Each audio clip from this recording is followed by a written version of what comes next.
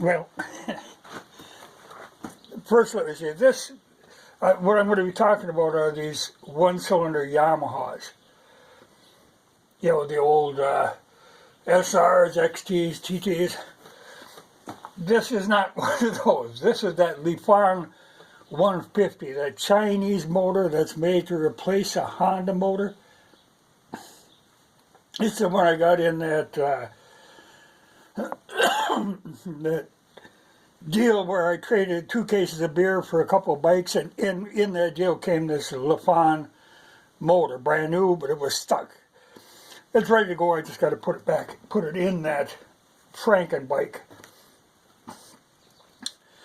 Okay, what I was going to talk about was, you know, my SR 78. I'm on, this will be the 4th speedometer. Now, they're getting kind of hard to find, but those big singles can be a little tough on delicate instruments. You know, they shake. But I found this one online on eBay for like $45, I believe. A little odd in that it's just the guts, which is fine for me because I have the outside. Normally when they're sold they have the chrome cover and everything on them. But this will work for me, and it's only got 20,000 on it, whereas I have well over 100,000 on that bike. So I was glad to find one. But the funny thing was, this, you know, when I checked the tracking on it, I mean, it was coming really fast. You know, like 2 days. And I thought, God, that's odd. Well, then I look at, yeah, it was coming out of Fargo, you know, which is only 50 miles away. Now, the thing that surprised me is that there was an SR in the local area that I didn't know about. Now, I remember seeing one, you know, because they were rather rare. When they first came out, each dealer got either a black one or a red one, and not all dealers even got them. So I was surprised that there was one that I didn't know about. That close, you know. So I went and checked online, you know, on eBay to see what other parts he was selling. And it turns out it was from a red one, because he had a bunch of other parts listed. There's some confusing things about this, but it was interesting to see that there was one that close. Now, about 20 years ago, I had seen one in a parking lot of a thrift store, and I had just been in this thrift store, and I couldn't for the life of me figure out who in there could have been driving that thing, and I waited around, and I finally had to just give up on it. But I was very curious because it was just bone stock. Nobody had monkeyed with it at all, even had the stock exhaust, which is really rare. I was just really surprised. And so then when I went and saw that it was a red one that the speedometer was coming from, I thought, by God, this must be the one. You know, because, like I say, they just aren't around. They were never a big seller in this country. They sold well in like Germany and England and Australia, places that actually kind of appreciated the value of a big single cylinder. Some places it has to do with a licensing registration, you know, the regulations that you, if anything over, you know, these are $499, anything over 500 is a different category of licensing, you know, that sort of thing. But they're an excellent bike. This is the head from one of them, from one of the 2J2 models, which have the bigger valves in them. Like the early XTs and TTs, they had the smaller valves. When the SR came out, they had the 2J2 head, which has the bigger valves. This is one I got rebuilt for a spare. But it really surprised me that there was one that, you know, I wasn't aware of. And I thought, oh, well, this is great. So I look in, and like I say, this was like $45, which is fair for a speedometer for a fairly rare model. But the other stuff that he had listed on the bike, he was real high on, like twice the price of what the stuff really should be listed at. So there really wasn't anything. I mean, I guess if you were really trying to finish off a restoration, this is the last part you needed, but he had, like the stuff when he's selling it, he had breaking the stuff down into small, like I say, normally you'd have the chrome cover on a speedometer, or a lot of times even a speedometer and tack will go together. I mean, I bought a lot of SR parts. I have a lot of them around. It's just I eat speedometers. But everything he had stripped it down.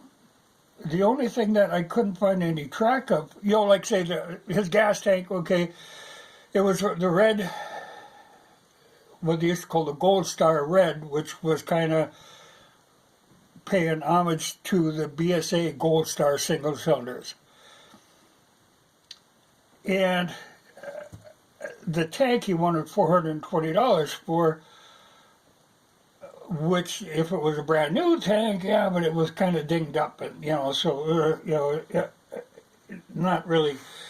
And he didn't have the side covers or exhaust. And the funny thing was, the 78 came, which what this is supposed to be, with the rear disc brake. Front and rear both disc brakes. But in his listing of the brake linkage, he said that this one had a drum rear brake. Well, they did that later, like in 1980, they went with a drum rear brake, but it was cast into the wheel. And I thought, why do you've got a really good thing going with these, two disc brakes, and then you decide to go with a drum brake? That just seemed like a going the wrong direction there. But how this bike, this SR, ended up with a rear drum is a puzzle to me. Somebody would have had to swapped out parts from something else, which you could have, because the swing arm is basically the same as a 650 Yamaha. So it could have been swapped out. Why? I mean, unless you broke your rear swing arm, which seems unlikely. Another thing that he didn't have listed was any of he had the head listed, which was one of the 2J2 heads, but there was none of the lower end components, and I thought this is pretty odd for a bike that has, 20,000 miles on it. The whole motor is all large ball bearings. It's a dry sump motor, massive bearings. Like I say, I've got well over 100,000 on mine, and I've never had that lower end apart. They just really hang together. So I don't know how you'd have blown one up that you had to replace, or that you'd had to scrap the bottom end. So I don't know. It's a puzzler to me. But like I say, the parts were high, so I'm not going to get involved in any more than the speedometer. But it was just interesting that one slipped by my notice and turned up in a scrapper, because basically that's what the guy is doing. In the other listings that he has, he's scrapping out snowmobiles, motorcycles, that sort of thing.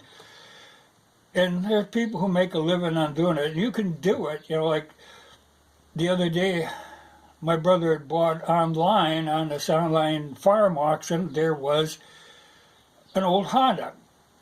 He's really into the old Hondas. It was a 63 Honda, or it just said old Honda.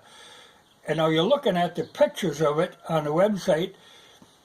Could have been various things. It could have been the CL77, which is the 305, but there was also a chance it was the CL72, which was a 250, the Scrambler.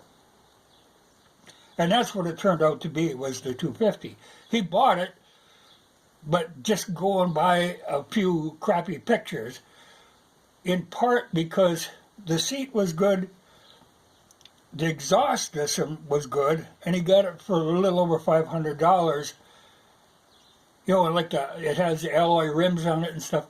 Well, everything on it between the CL72 and the CL77 are the same except the bore of the cylinders. So the exhaust system alone was worth what he paid for the whole bike. You know, and that's what we were thinking. Okay, so even if the motor's completely trashed, you could easily make your money back on the parts. But that's something I really hate to see people do. You know, you don't really want to scrap something until there's really no other option. You know, I like to keep things, but people look at it and you can make a quick buck, you know, by turning the parts over. And it really kind of bothers me, but it happens all the time. And the good part, you know, when you're doing that kind of an organ donor method, at least you're helping to keep some other bikes on the road. But there's a line you really have to watch there, that you don't want to just scrap something unless you get to the point where it's really not restorable. You know, like that old Humber bicycle. They're really not restorable. So that I can just scrap. But I like to keep things original if I can. Anyway, so that's the deal on the speedometer and on the mysterious SR that turned up. You know, just really surprised me. But what I wanted to mention, I got some other stuff that I got in too, but I'll have to put this on today. Okay, one of the things of these old SRs, and it's common on a lot of motorcycles that you find, you'll always be missing side covers, the seats will be torn, a lot of times gas tank can be bad, exhaust systems can be bad, especially on the bikes with the lower pipes. You know, the upper pipes usually survive, but the low pipes, you know. One of the things on these SRs, they have plastic side covers. And like where they hook on the frame, there's these little tabs.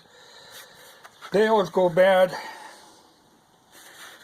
Here's another part that went bad. And they can go for a lot of money, you know, especially like if you run into the new old stock side covers. Well, there's a guy I've done business with before out of Wichita. And he got in reproduction side covers. Now, the one thing I like about these are molded plastic, but it's an ABS plastic. Hopefully this won't get as brittle. And the one thing, like these, if you scratch that paint, well then it's light colored underneath. These are, you know, solid black all the way through. Though in theory you can paint them if you have like the red one or the later ones, they made it silver. But I like this guy. I've done a lot of business with him before. It's called the Vintage Spoke. And he's got a store on eBay. And also he's got a website. It's called The Vintage Spoke, you know, one word. But he's really good on his prices and stuff. And he has a lot of really kind of obscure but very cool aftermarket parts for the old single-cylinder Yamaha. In fact, one of the things, I picked this up from him,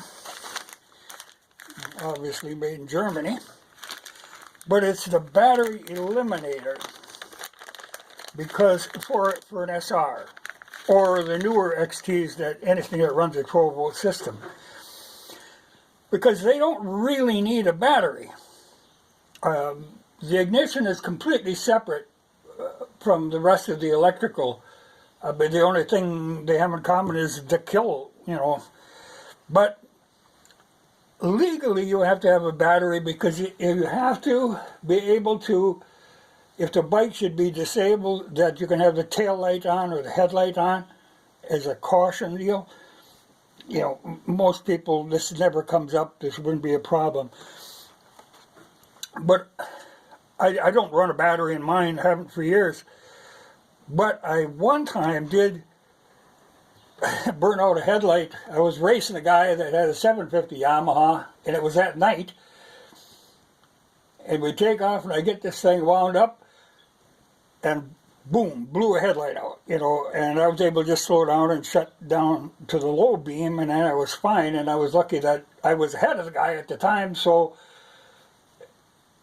the light from his bike showed me where I was going, so it, you know, it worked, but it made me think, okay, you know, you could overcharge the electrical system, it can only handle so much, so maybe this, which is nothing really but a big capacitor, would take care of that. And also, without a battery, if you're idling, like say, at a stoplight, you can get a pulsation in the rear brake light and the headlight. You know, it just flickers like all old bikes used to do. You know, you could get that pulsation. I think this might take care of that. It's not a bad thing in a way, it's a good thing, that pulsation, but it confuses people. But it kind of gives a warning, like you've seen cars that have got flashing brake lights. I mean, it kind of works that way, so it's not a big deal. But this again was from that guy out of Wichita.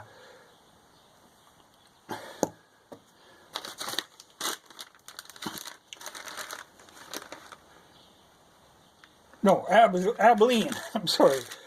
But that is the vintagespoke.com. But he's got a store on eBay. But I thought I'd let you know, because I've had really good luck, and he's got some really cool aftermarket stuff for these old single cylinders, and that's really where it's at for me. You know, I like to keep them stock, but like I say, the side covers, that's always a problem. But then I do like, I've got one that I really play around with, you know, that I do modifications on. And it's nice to be able to get the really high quality aftermarket parts. So I thought I'd bring him up. I don't know why I was thinking it was Wichita, because it is Abilene, Kansas. But good guy. Parts come quick, stuff comes quick. I bought over the years quite a few little odds and ends from that guy.